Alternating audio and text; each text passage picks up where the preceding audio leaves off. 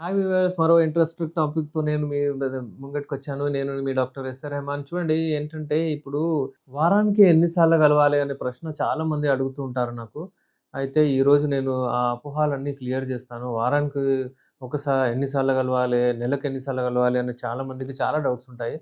చూడండి, యూజువల్లీ ఏంటంటే ఏ ఆయుధమైనా గానీ అది మనము దాన్ని వాడుతూ ఉంటే అది మంచిగుంటుంది. ఒక బండి ఉన్నా గాని మనం పెట్టేస్తే అది అంటే మనం యూజ్ చేయకపోతే ఉండి, ఉండి దానికి రస్ట్ తగిలి అది రాదు.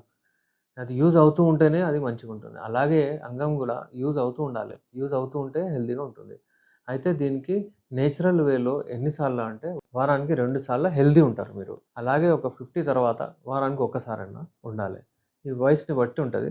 చాలామందికి 15 రోజులకు ఒకసారి. ఒక 60, 65 సంవత్సరాల తర్వాత వాళ్ళు. అలాగే ఎంతసేపు చేయాలి అని ఉంటది. ఎంతసేపు చేయాలంటే ఏజ్‌ని బట్టి. ముందు మా మా పేషెంట్స్ ఎవరికైతే ఈ అంగస్తంభన ప్రాబ్లమ్స్ అవన్నీ మా మెడిసిన్స్ వాడిన తర్వాత ఈ హల్వా రూపంలో, క్యాప్సూల్ రూపంలో ఇవన్నీ మేమిచ్చాము. దాని తర్వాత వాళ్ళు 30 మినిట్స్ టు 40 మినిట్స్, 45 మినిట్స్ కూడా చేయగలుగుతున్నారు. కొన్ని టెక్నిక్స్ ఉంటాయి. అవన్నీ మేము ఈ మెడిసిన్స్ ఇచ్చిన తర్వాత చెప్తాం. ఏమైనా ఇలాంటి సమస్యలుంటే పల్లెటూరులో ఉన్న వాళ్ళకు, విదేశాల్లో ఉన్న వాళ్ళకు మీరు కాల్ చేసి, మీరు పెయిడ్ కన్సల్టేషన్ తీసుకొని కొరియర్ ద్వారా మెడిసిన్స్ తెప్పించుకోవచ్చు.